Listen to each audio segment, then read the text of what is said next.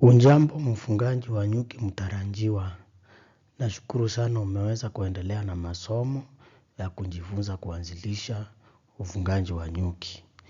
I will take you through this second lesson of learning to become a beekeeper in Kenya. And in this lesson, we will talk about what is a honeybee. I am Mo Kasina. I work for Kenya Agricultural and Livestock Research Organization, and I am the one responsible for apiculture value chain. To begin with, I want to explain to you what you expect in this lesson. I will be taking you through the description of honeybees so that you know who is honeybees. You need to know them well. You get to know the life cycle of honeybees, and then you get to know how are honeybees organized. How do they end up making honey? What is this we call colony? And then I'll tell you about honeybee castes. What kind of honeybees do we have? Is it only one honeybee inside there? Or are there many different kinds? So this lesson is going to let you know the basic ideas about the honeybees. So if we start with what is honeybee, wewe unaelewa anje ukisema nyuki ni nani? We say that honeybees are insects. Generally, honeybees are insects. They have 6 legs, just like another insects. They are divided into 3 parts. That is head, thorax, and abdomen. But more so, they belong to a big group of insects that we call Hymenoptera. Wasomaji, wale watafiti, wanasayansi, they call this group of insects Hymenoptera. And these are the insects like bees, like wasps, and other kind of bees that I'm showing you here in the images. On top, right, the image is honeybee, and you can see honeybee is very small compared to other bees. Like this one is called Xylocopa fluviva. It is a carpenter bee, and some of these you think they are pests. They destroy your roofs, but they are bees. They may not be producing honey. And then you have another one there pollinating passion fruit. You have another there. That one is called inconstans.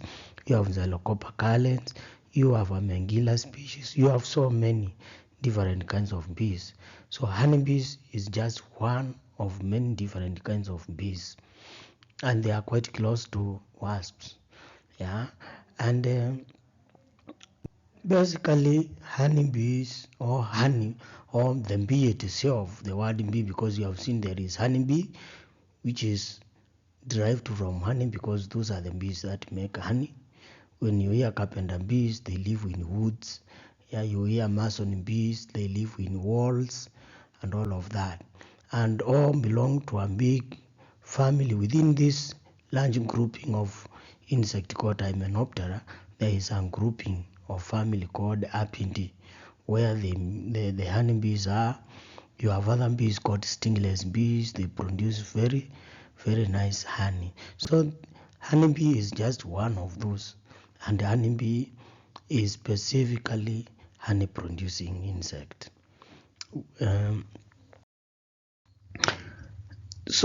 But honeybee itself has different species, or their categories completely different from each other. And our honeybee in Kenya is called Apis mellifera. The last one I'm showing here, Apis mellifera. And Apis mellifera is the same one called Western honeybee, European honeybee. It is spread in many parts of the world. You see it in Africa, in Europe, in Americas. But there are other kind of bees, or other kind of honeybees, not just bees, other kind of honeybees, particularly in Asian countries, that are closer to honeybee, but they are different. Like you have Apis florea, Apis andreniformis, Apis dorsata, and Apis dorsata is really a giant bee, big bee, and the cobs are really big, even sometimes bigger than people. They live outside there. Apis rana, those ones are not in Africa, yeah, and even in Europe or Americas. But Apis mellifera, it is now the group of honeybee. Next, I want us to talk about now the life cycle of these honeybees of ours, the Apis mellifera. Yeah, and I will tell you honeybees, they undergo complete metamorphosis. Ikiwa ulisoma haya shuleni, unajua wadudu wanakuwa na different stages. They undergo different stages. Yeah, in their cycle, that is from egg laying to handouts. So for the honeybees, they lay eggs, then eggs they stay a bit, then they hatch to maggots. The maggots are the larvae, and then the maggots do eat. The honeybee maggots eat. They are active, and after they have eaten and they have grown to full maturity, then they will transform themselves to pupa. And the pupa does not eat. It just stays resting to change, to develop its structures for handouts. You know, if you look honeybee, handout and eggs, they look different. If you look honeybees and their maggots, they look different. And even the pupa look different. So at every stage, they are growing to develop to handout. So the pupa, when they are resting, they are developing handout structures. And after some days, then they come out as an handout bee, the bee now that we know. Yeah. So we can see both handouts and the maggots are quite active and they feed. Yeah, because even a bee handouts they feed. Yeah.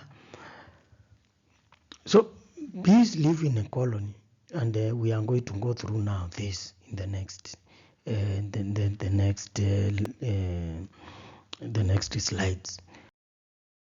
I want to show you here illustration of the life cycle of honeybees, and you can see on the left you have our queen there. The queen bee, very big, is laying egg.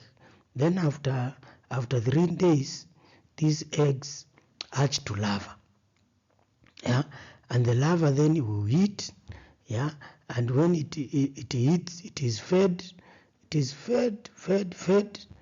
Uh, then when it is fed, it continues to expand until now it reaches maturity, and then it changes to pupa. And then pupa will stay there idling, it doesn't eat, and then it will change, continue to build its handout structures. And then on the 21st day, the worker bee will come out. So this is worker bee coming on 21st day. This is because queen takes shorter time, like 16 days to come out as handout.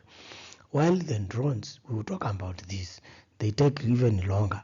In our next slide, we'll talk about this development. So you have heard about queen. So queen lays both fertilized eggs and unfertilized eggs. Can you imagine? We have both fertilized and unfertilized eggs. But fertilized eggs are the majority, and fertilized eggs are few, because fertilized eggs, they result to the development of a queen or the work bees. Both of these are females, but the unfertilized eggs result to drones, the male bees, which are few usually in a hive. Yeah, we have said eggs take about 3 days to hatch. Yeah, and when it hatches, the maggots are fed with royal jelly. Royal jelly, it is this special diet that is given to queen. But then all larvae are given this special diet for 3 days. But after that, it is only the queen that will be given continuously till the maturity of of the maggots. But the others, after 3 days, whether it is drones or workers, they are fed now with pollen, and also they are fed with the honey. Yeah, the total development period for this these stages differ. As I've said, the queen will take 16 days to maturity, workers will take 21 days, then drones will take 24 days. Yeah. Let's now talk about colony organization in honeybees, because honeybees live in a colony. Kwa mzinga moja is one colony, one hive, one colony. Yeah. So in this one hive, you will have these different castes. So you will have workers. Workers are very small bees that are the most active. And then you'll also have queen, which is the largest, but of course not wide, but the largest, as you can see in the illustration here. And then you have the drones, and the drones are males. They are robust, big, quite lazy bees. Yeah. Now let's talk about the queen. Yeah. Queen is the fertile female, is the only fertile female in the colony. Yeah. And her main responsibility is egg laying throughout her life. She can live for 2 years, 3 years, or even sometimes 5 years if the environment is good. Yeah. And apart from egg laying daily, yeah, it also sends signals to manage the colony. She is the head of that colony. Therefore, she controls using chemicals to communicate to all other bees and give them direction. Yeah. So the queen will, on daily basis, lay about 2,000 eggs. So a lot of eggs are laid on daily basis, and when these eggs are laid within 21 days, a lot of workers are coming out. Yeah. So in a colony, you can get a lot of workers. So before, if a colony has died, if in a colony a queen has died, that means the colony, they have to develop a new queen. So when this new queen comes out, she will take a few days before she can fly out for mating, because she goes to mate outside. And then when she goes to mate outside, she goes with the drones that are inside his colony. But she doesn't have to pick the same drones. She can even pick the neighbor drones. So basically, that is how she gets mated. And when she gets enough semen, because she is not mated daily, she stores them to be releasing them slowly in her lifetime. Therefore, she will get either one drone or several drones to drop those semen into her. And then when she feels she has enough, then she will go back to her colony now to start egg laying. Any queen cell or queen that may emerge or may develop is immediately killed by the queen. So queen, there can only be only one queen in a hive. The others who won't develop, they are killed. Yeah. Let's talk about drones. These are the males. Although they come from unfertilized eggs, they are fertile and they fertilize the queen. Yeah. And they are used to mate. They don't have to mate necessarily the queen inside there, but they also go out to mate new queens from other hives. Yeah.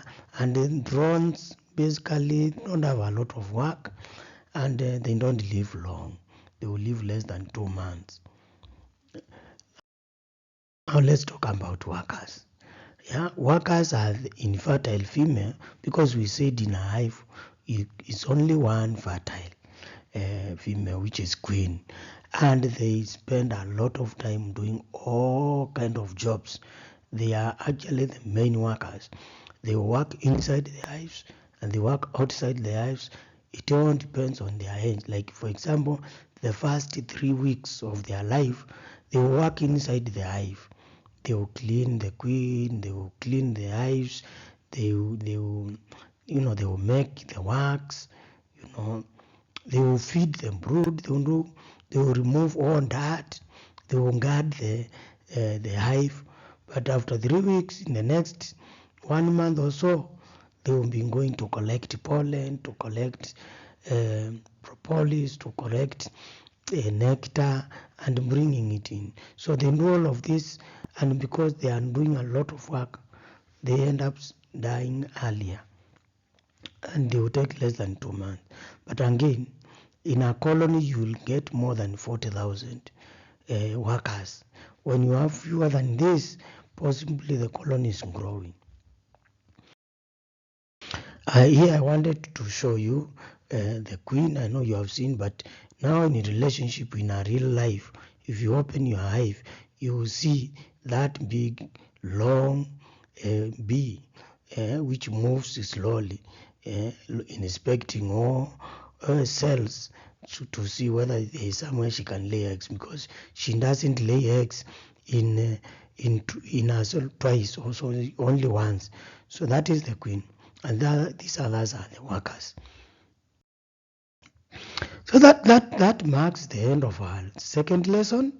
Thank you so much for joining us and continuing to learn. In this lesson, we have learned that honeybees are just insects like any other, but they have also very close insects to them like wasps and other bees. We have also learned honeybees go through complete metamorphosis from eggs, larva, pupa, and handout. And the larva or the maggots and handouts, they need to eat. That's why they continuously collect their food. And one of their food, honey, we harvest. Yeah.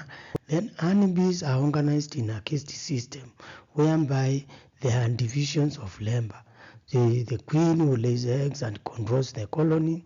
There is the drone, which is a male for mating, and then there are workers that do a lot of work. And I want to introduce you to the next lesson. This is whereby I will introduce you now to the Kenyan breeds of bees. If you want to know beekeeping, you want to know which bees are suitable in your area, and this is what we'll be talking about. So continue accessing our lessons, and slowly you are going to become a beekeeper. Again, I want to remind you, go through the quiz. You need to pass that lesson before you can come to the third lesson. I also want to let you know that you can repeat if you have not understood. So it's good to start with full knowledge. So, and this is, we are trying to build your knowledge so that when you start your beekeeping, it will be successful. So thank you so much, my listener, my beekeeper Mutaranjiwa. Thank you for listening, for coming along with us, and may God bless you always.